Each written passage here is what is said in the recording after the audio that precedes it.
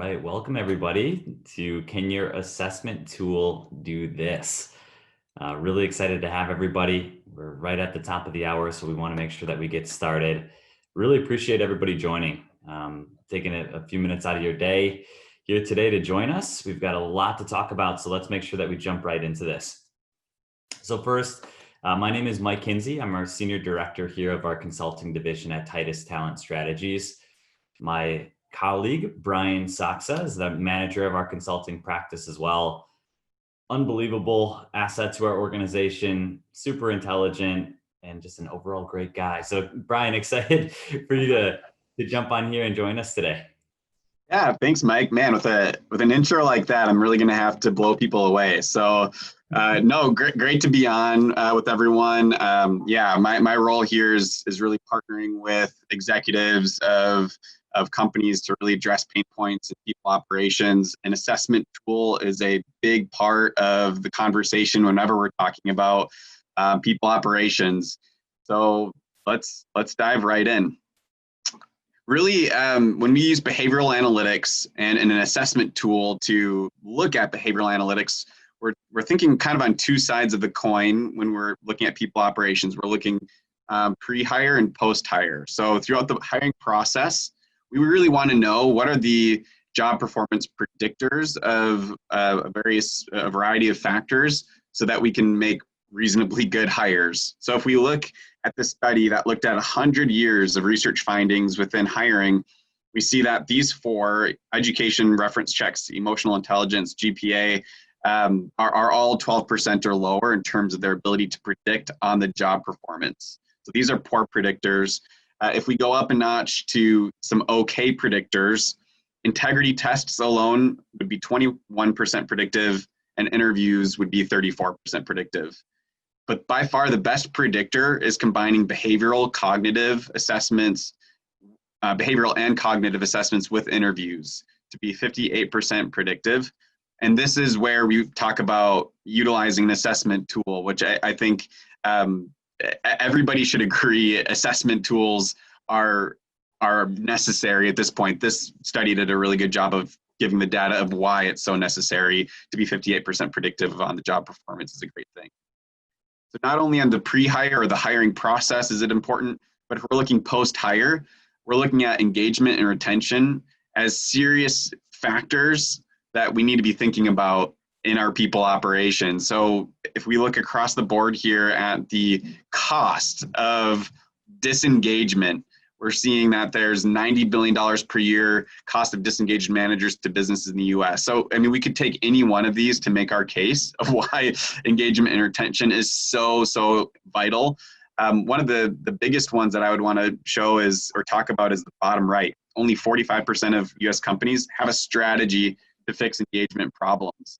And really what we look at is the manager. The manager accounts for 70% of the variance for employee engagement scores. So if we're going to start tackling some of these numbers and some of these costs, we want to start with the manager and how do we empower a manager to engage employees well? Yeah, that's a really good point, Brian. The one that really stood out to me was the voluntary exiting employees statistic, basically saying in half the situations while people leave, there is some ability for us as people managers or as an organization to prevent them from leaving. And so adjusting and adapting, it's really helpful to have some sort of a tool in place to help us be able to do that. That kind of leads us into some of the fatal flaws that we call them of assessment tools in general. And just to take a step back and as a precursor to this, we don't want to bash assessment tools that are out there. There's over 650 different assessment tools. We've used several within our careers thus far, and there's a ton that are great and valuable. The reason why we really believe in Predictive Index is because it's just such a holistic solution. As Brian mentioned, on the pre-hire and post-hire, it does so much while having such an amazing candidate experience, plus the validity. We're going to get into some of this later. This is why we've really gravitated towards the Predictive Index. And you can see some of the different flaws that assessment tools in general can certainly have.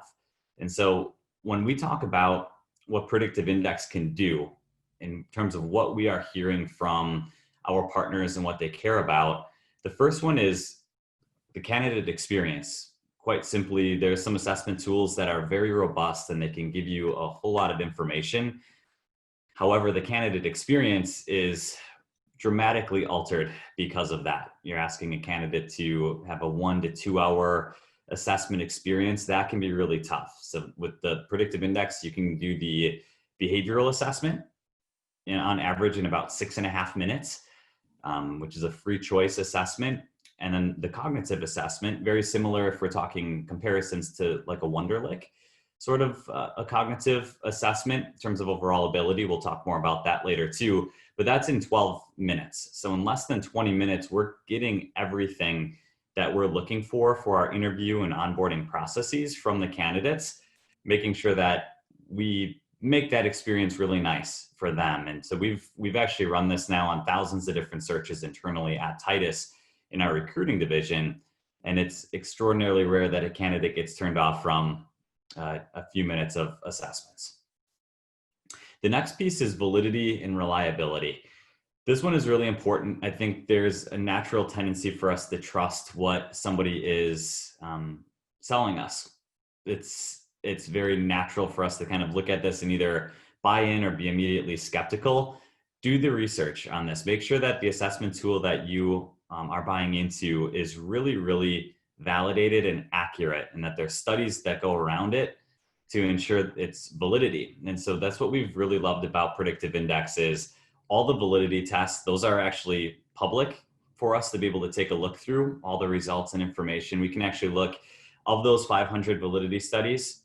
Over 94% of them came back as statistically relevant, that it actually does impact the certain measures. And they've looked at over 7,500 different measures in that area. Mike, yeah, please. Sorry to interrupt, but yeah, looking at the science, unquestionable, the science is there for validity. If we took kind of an unscientific approach of that as well, one thing to point out to see whether a tool is kind of doing its job well is how many copycats are out there.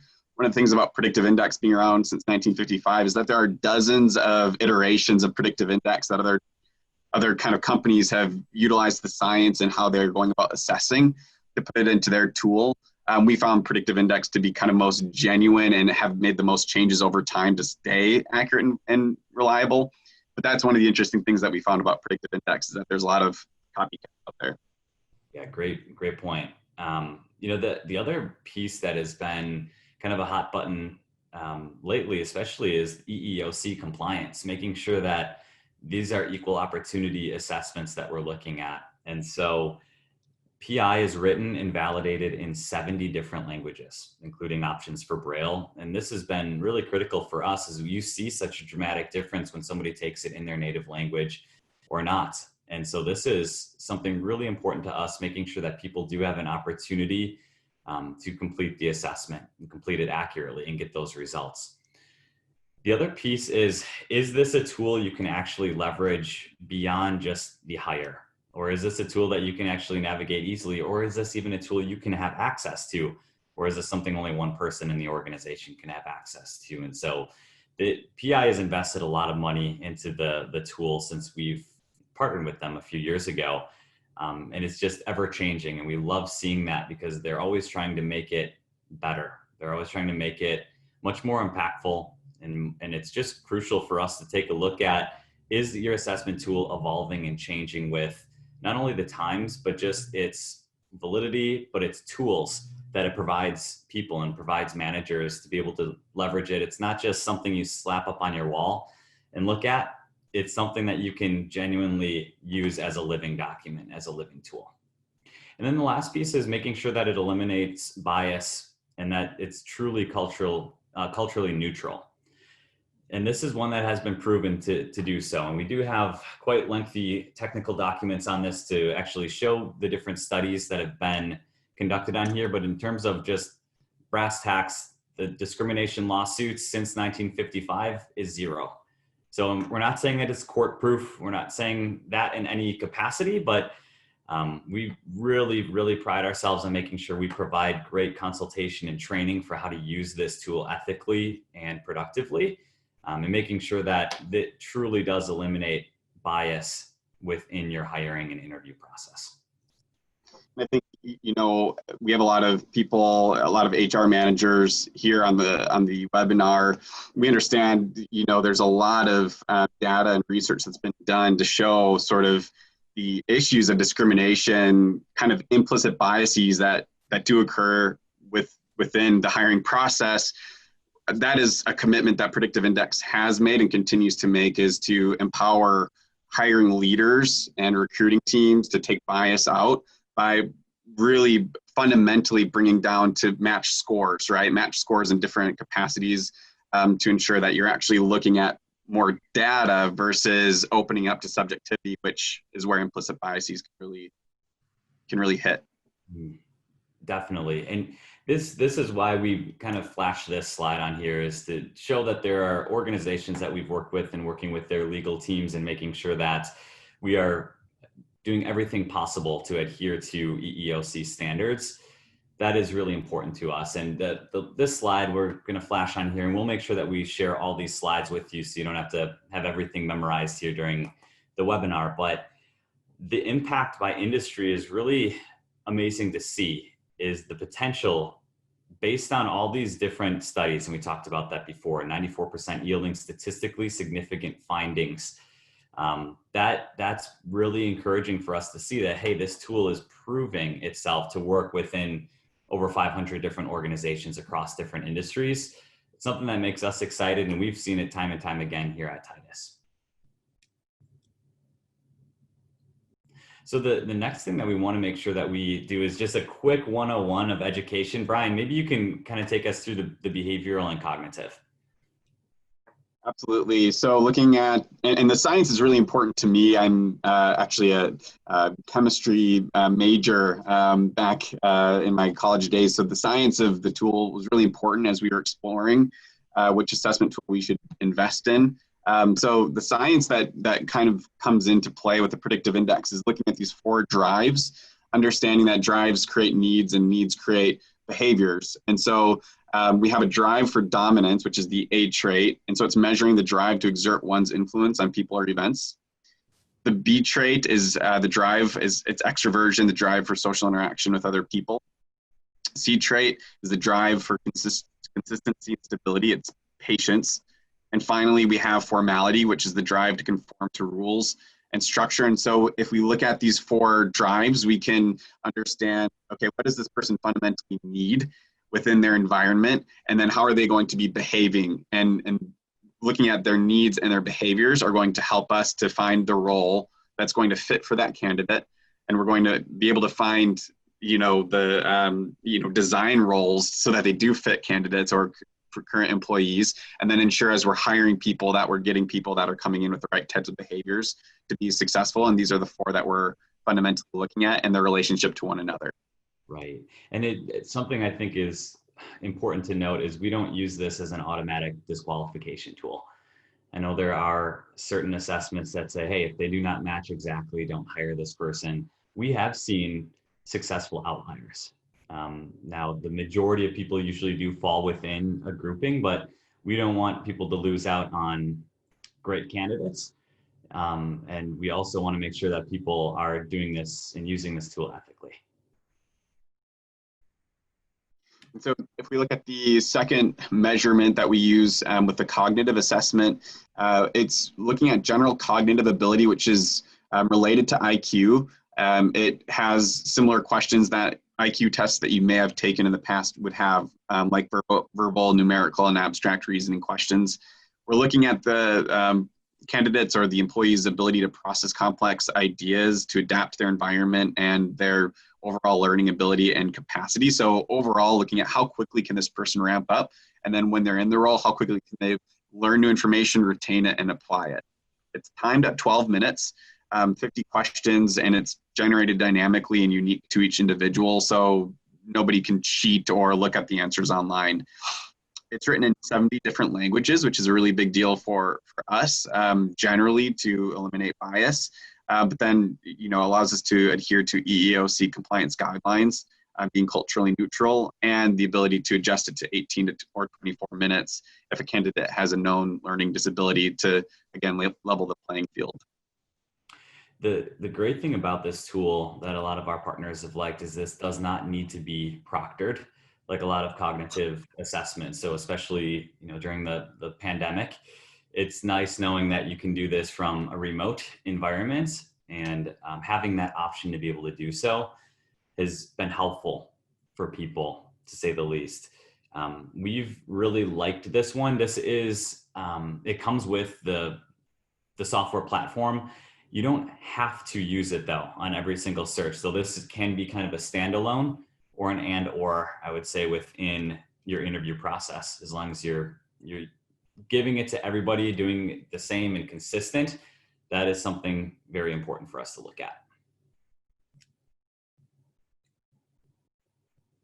Excellent. So now as we look at, we've looked at the need, right? We've looked at what is the science, what is predictive index measuring now? How do we apply it, right? Any tool, no matter how good it is limited unless we know how to apply it. And we look at this in 5 doors, so to speak, and various applications from hiring, selection, all the way through to discovering high performers and overcoming sales slumps. So we want to talk a little bit about, again, how do we apply this in each of the 5 doors? Yeah, and the first one we'll look at then is hiring, selection, and onboarding. This is probably the most popular one that we would tend to look at when selecting an assessment tool. We had mentioned more of a holistic approach to it. This is how we in Predictive Index believe a tool like this should be used. Is something called head, heart, and briefcase to analyze the whole person. We don't want to just assume because the dots and lines add up that this is going to be a guaranteed great hire. We know that there's so much more and people are so complex. Kind of decoding the human is a collective process. And so starting with the briefcase, this is historically how we interview people. It's what's on their resume, what's on their LinkedIn profile. You can gain a lot from this. It's very easy to prepare for as a hiring manager as well as the interviewee. The heart is a little bit more difficult. In my opinion. It's more about value alignment and probably emotional intelligence. There's a lot of different facets to it that we would take a look at, but both the briefcase and the heart are really ever changing. The one that remains very constant, so if you think of yourself as competitive or think of yourself as an extrovert, you weren't probably an introvert a year ago. You've probably almost always been an extrovert where you speak to process information, you may be a little bit more outgoing with people.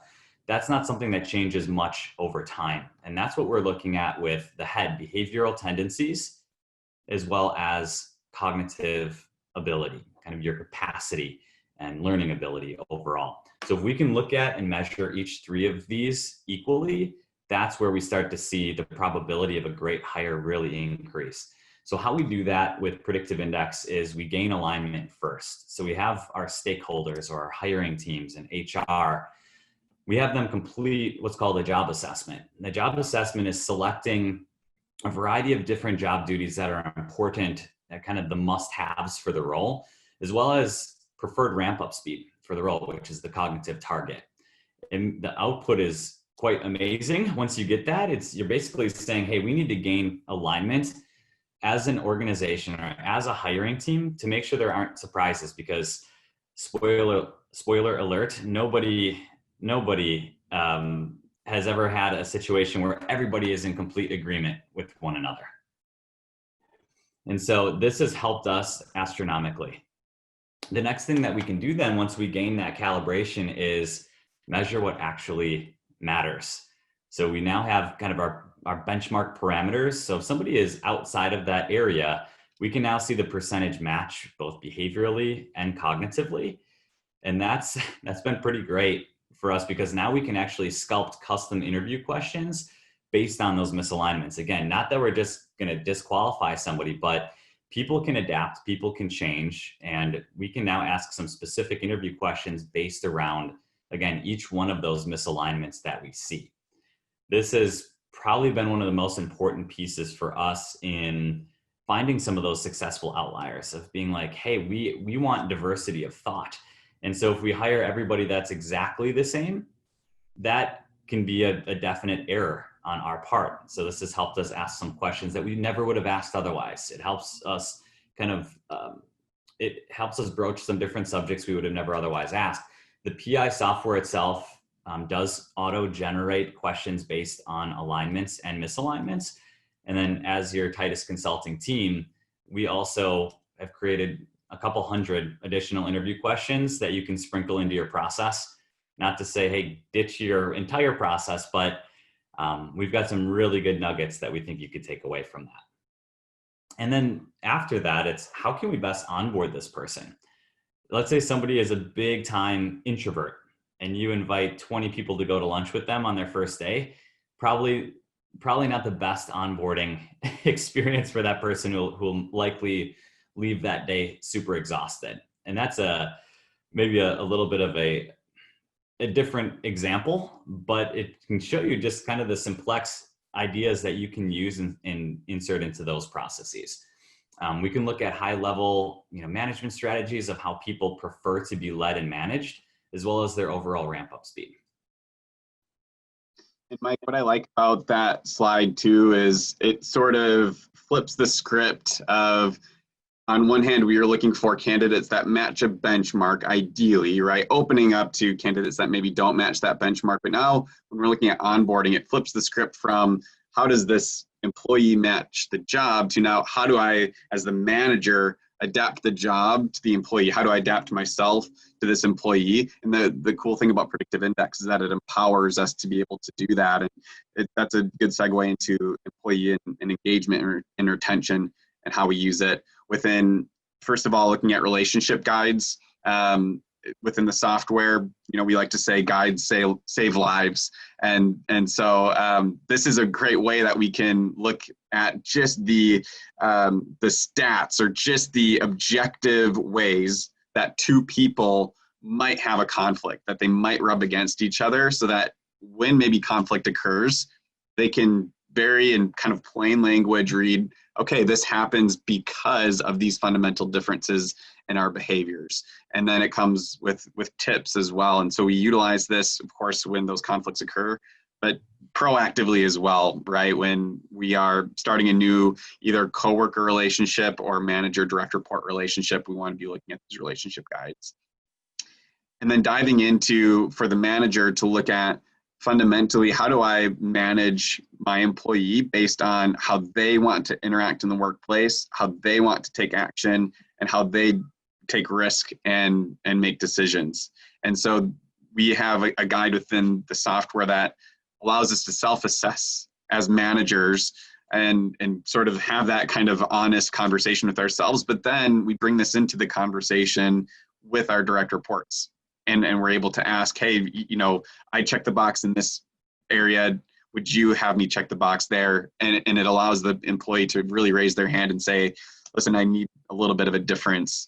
And then the big kind of next step is an action plan. What am I going to do with this information? So it doesn't stop at just a conversation. The guides help us to make the decision or make the action plans on a step-by-step basis to develop a good long-term strategy. Right. Yeah. A personal story of this is we've had so many of our partners, even internally at Titus, that have, I think, struggled with some buy-in of a new assessment tool. They're like, I liked my other assessment tool. I don't know how this is going to help me.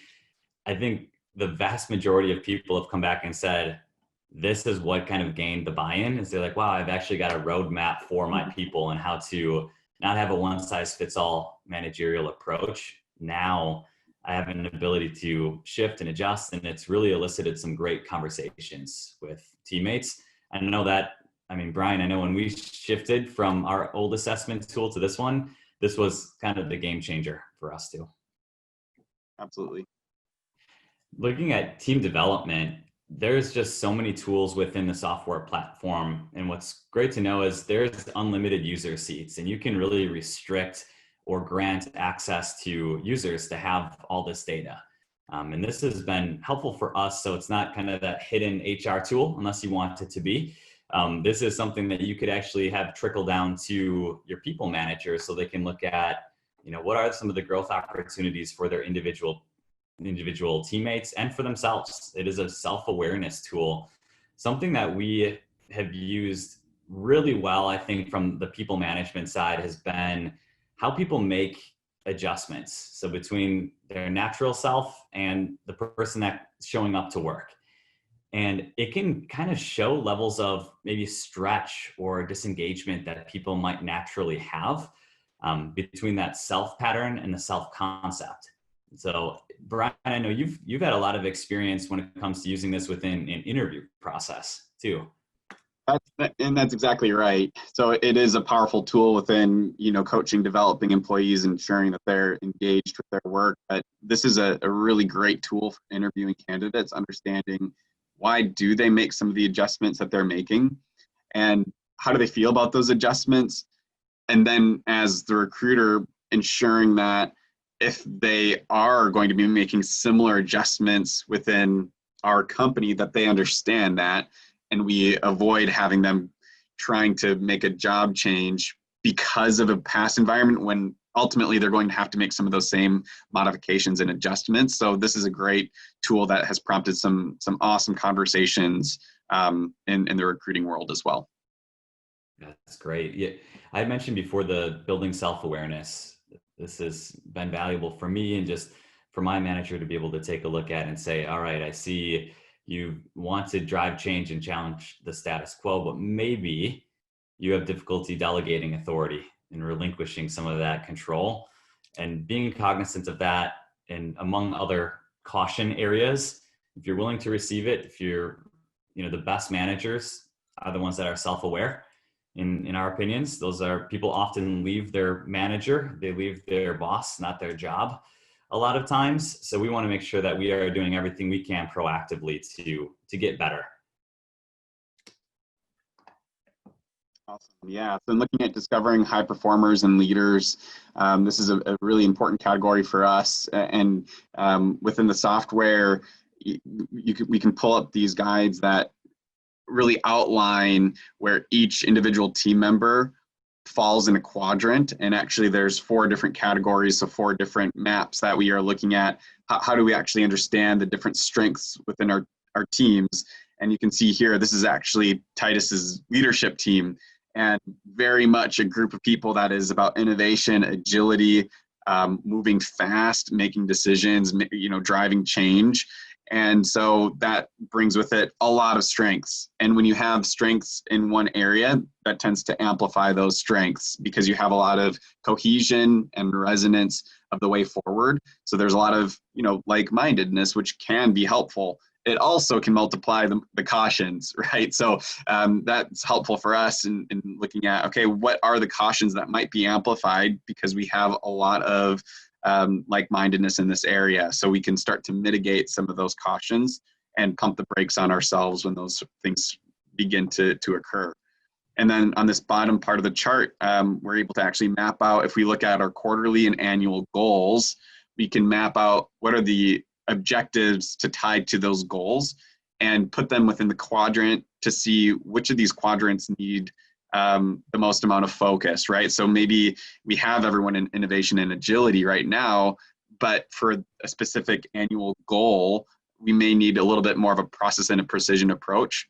Now, how do we make the right hiring decision if we're hiring, or bring someone in the company on maybe a 10 to 20% basis into this conversation now to have their hands involved in that quarterly goal, to ensure that someone's involved that's actually going to have the right type of approach and mentality as it relates to that. Yeah, and from the hiring side too, what's been great is, especially for executive recruitment, for us, is we've been able to put an entire executive or leadership team within this and then look at where the candidate falls and see if there is that diversity of thought that comes in and say, do you want somebody, like-minded in this area? A lot of times the answer is yes, but sometimes the organization may need that diversity of thought, or somebody that's not going to necessarily think that way and challenge you in different areas. This really helps showcase that. And has really changed the perspective of, again, how we interview, but how we hire individuals as well. The last piece that we'll take a look at here is overcoming sales slumps. And again, this showcases a business development team here within Titus. And there are some definite natural tendencies that the majority of people are possessing. We look at, I know that to the layman, these look like a bunch of different letters that don't mean much. What it's indicating is people that are quick to connect, people that are more informal, that have natural proactivity and that are comfortable with risk, have found more success within this role than those that do not. But of course, there are some successful outliers within the group as well. And so we understand that when it comes to ramp up and mentoring and interviewing, there's got to be different things that we do in making sure that that person can still achieve that goal without managing them and interviewing them in the exact same way as we would other people. And so you can take this information then conversely to bottom performers and say, wow, there's some areas that we need to manage these people up or manage these people out in a much different way. And so it's helpful, I think, in so many different facets, even as something as simple as conducting a meeting where we can say, all right, these few people within this team are much more introspective. They're introverts. They're probably feeling bulldozed throughout the meeting. They may seem like they're disengaged, but they're not disengaged.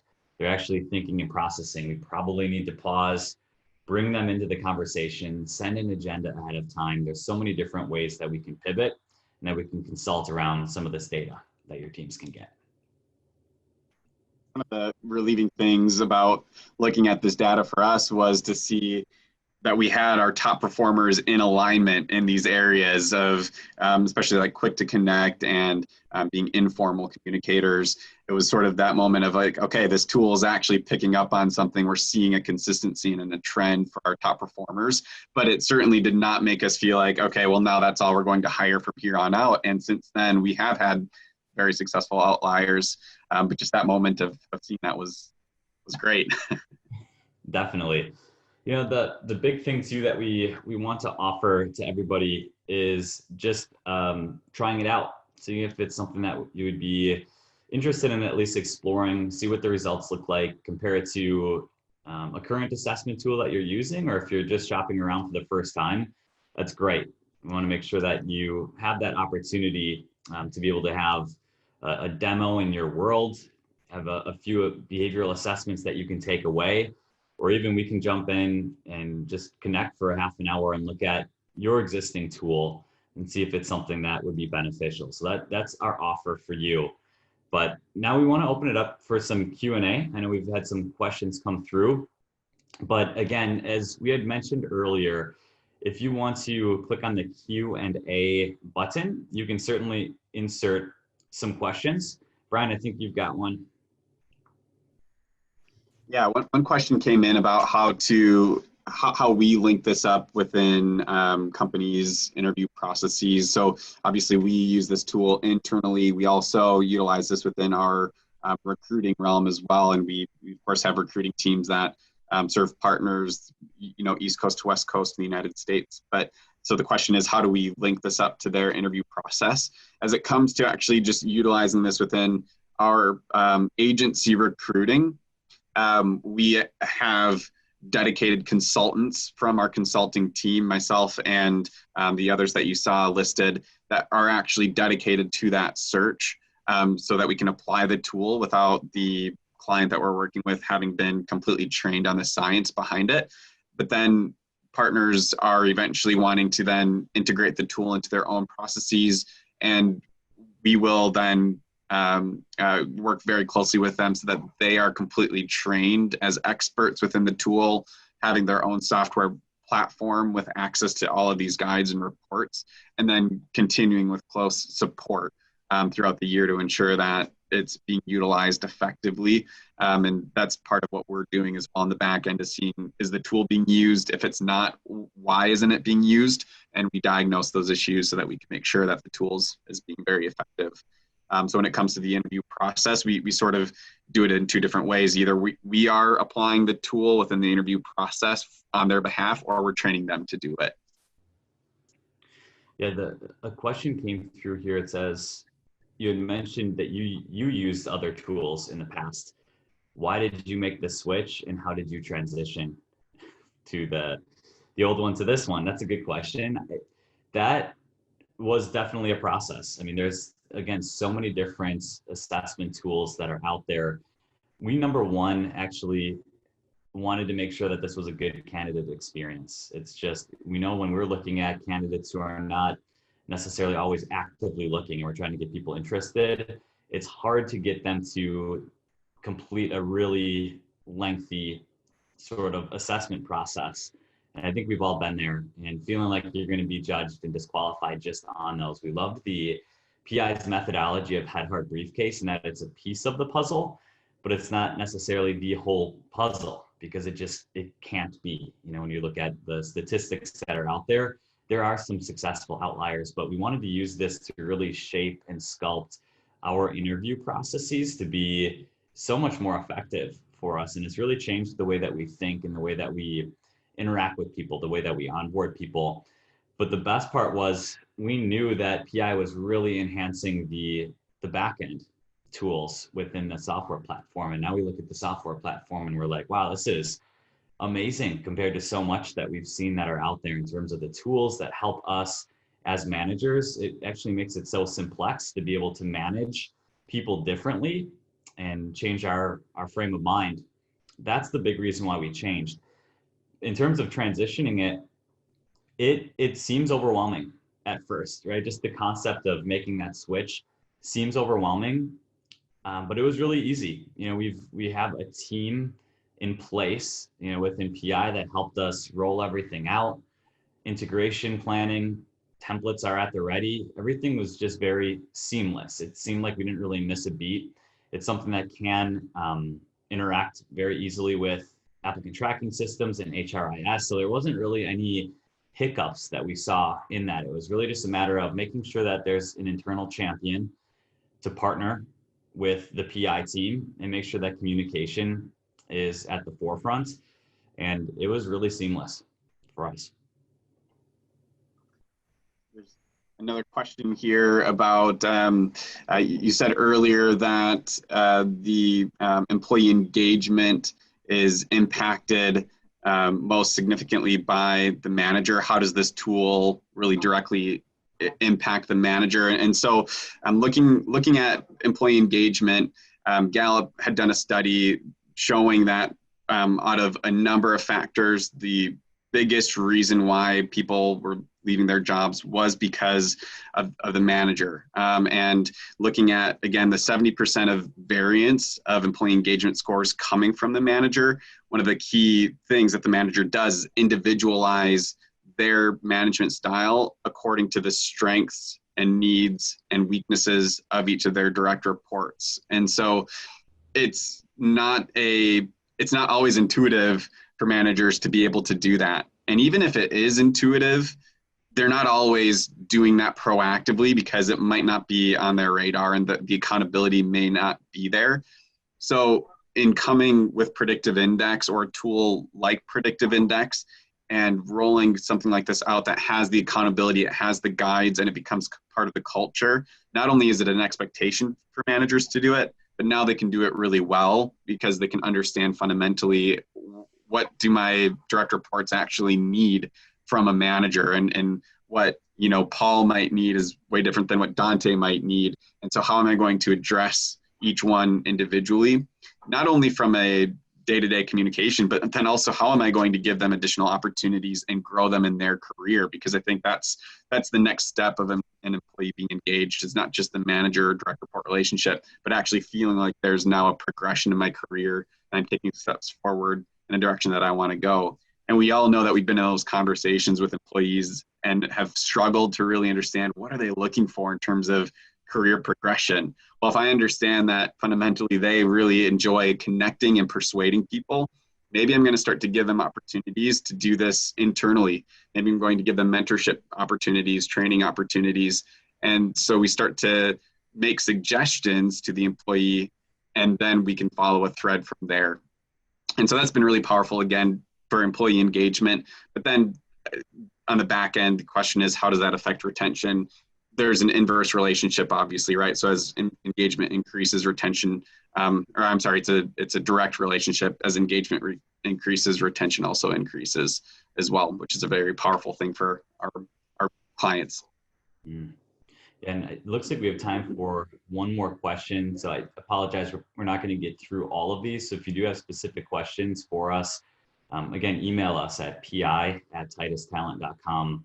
There is no question, big or small, that we don't want to try to tackle.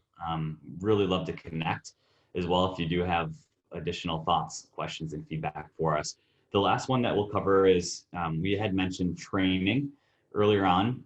What does that mean and what kind of training do you have? So the training is, I think it's great. It's basically 2 days of training initially. And so that's why we say it's important to have a champion within the organization, is somebody that wants to really have a more, a much deeper understanding of the tool itself. Because we want to, yes, be there as a support for you, but we also want the training wheels to come off and you to feel like you can actually be the expert within this. So we provide 2 days of training about learning about the tool itself. It's about how to use this within an interview process, following compliance standards, and then how to inspire, coach, and manage teams. Really, really crucial pieces of how to make sure that you're rolling this out effectively. Now, again, we're here to support in that function. We do complimentary refresher trainings for our clients, where we do those each month via webinar. We do training videos, we do some on-site support. Whatever you need from us, that's what we're here for. That's why the consultation is included. We totally get PI is a huge network. You could actually purchase this from anybody. The big thing that I think stands out for Titus specifically is a lot of our expertise comes in a lot of these different areas of those 5 doors. Not only is it on the hiring side, where we have the recruitment division, we've established those interview questions. We do want to pass forward the expertise and experience we have with management training as well, making sure you feel like you can really maximize the usage of the tool by going through Titus is something really, really important to us. And that's probably the main differentiator between a lot of these tools, is making sure that you've got that dedicated support and the dedicated team behind you. So in closing, again, we want to make sure that we wrap this up by what is the next step from here. If you're interested in learning more and you want to talk through it, Brian, me, and the rest of our team would love to connect with all of you. Give it a demo in your world. If you've got people that want to complete it internally, we would happily give you 5 of these assessments to take a look at for joining us today. Or if you want us to kind of review and poke holes in your tool, and maybe the tool is going to be perfect for you and it's going to be right in what you need, we would love the opportunity to connect. So email us, call us anytime. That's my cell phone number right there. So you can text me, call me anytime if you've got questions. But otherwise, thank you all so much for joining. Hope you found it to be beneficial and helpful, and we'll talk soon. Thank you. Thanks, everyone.